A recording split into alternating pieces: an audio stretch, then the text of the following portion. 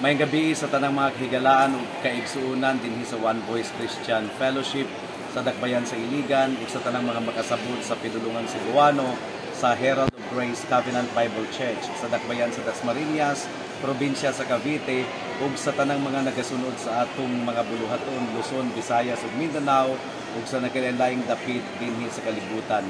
Welcome sa atong panagtigom diha sa mga pag-ampo apan sa dili pa tuguti nga makapamalandong kita sa tulong sa Ginoo sa hamudo nga pamaagi.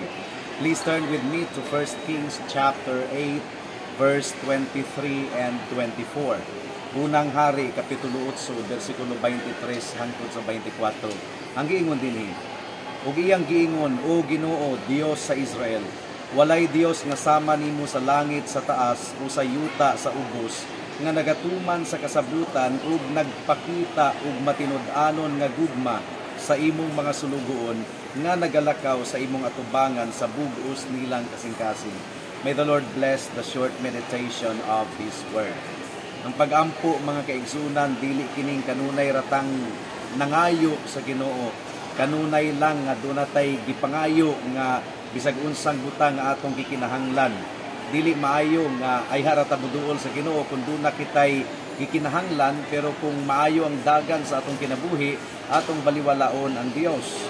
Ang pag-ampo mga kaigsunan, naglangkob usab kana og pagdayig sa Ginoo, pagbayaw sa iyang ngalan, pagdayig sa iyang gibuhat kanato ug labaw sa tanan pagdayig sa Ginoo sa iyang pagkasiya. Ang usa ka anak nga nalipay kaayo sa iyang amahan ug nahigugma sa iyang amahan, dili gyud siya mag-hesitate nga iya kining ipakita ug iya pud kining i-ekspresar sa susamang pamaagi kung aduna kitay paghigugma sa Dios, kung ang atong kasing-kasing puno sa pagdayig sa Dios, nganong ato mangpugngan nga ilitok kana sa atong mga pag-ampo. Ang pag-ampo mga kaigsunan, dili ra kutob sa pangayo, kundi duna usay pagdayig.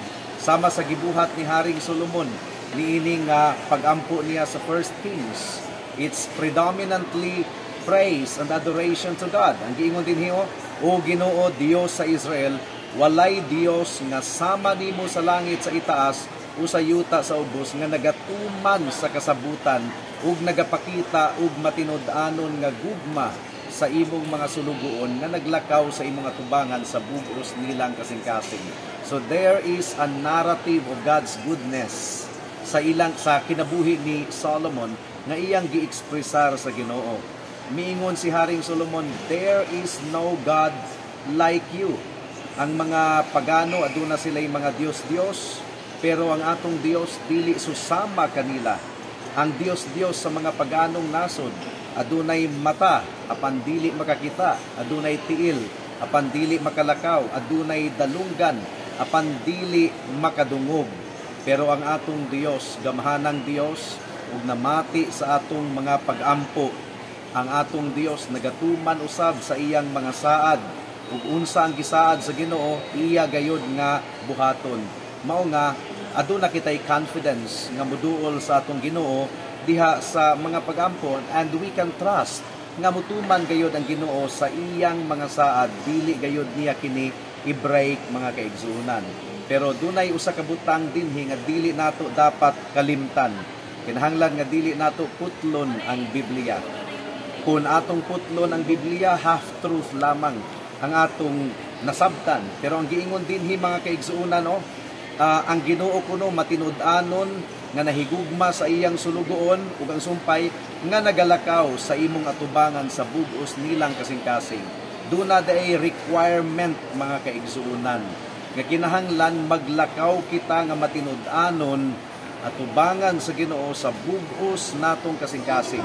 On the one hand, ang Ginoo nagtuman sa iyang saad, but on the other hand, mga kaigsunan, kinahanglan nga matinud-anon kitang maglakaw atubangan sa Ginoo. Mao kini ang atong part.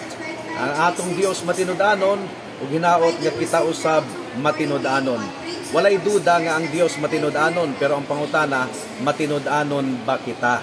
So hinaot nga ang grasya sa Ginoo magapanglihok gayod sa matag-usa kanato aron kita mahimong maglakaw nga adunay pagkabalaan at ubangan sa Dios nga nangalagad kaniya ug nagadidikar sa atong buhay, sa atong kinabuhi nganha kaniya lamang. Magampo kita. O among gamhanan nga Dios, salamat kaayo sa pamalandong sa imong pulong ning takna sa kagabion. Among gipangayo that you will make us faithful to serve you and to walk humbly before you and to walk in holiness before you, O God. Ug tabangi ang mga kaigsuunan karon samtang among spend ang nahabilin nga oras diha sa mga pagampo. This we pray in Jesus' name. Amen. Daghang salamat sa pagpamati sa pulong sa Ginoo. Pasensya ka sa kasaba. Gumikan kay anaa kami karon sa airport on the way to Davao para sa buluhaton didto. God bless us all.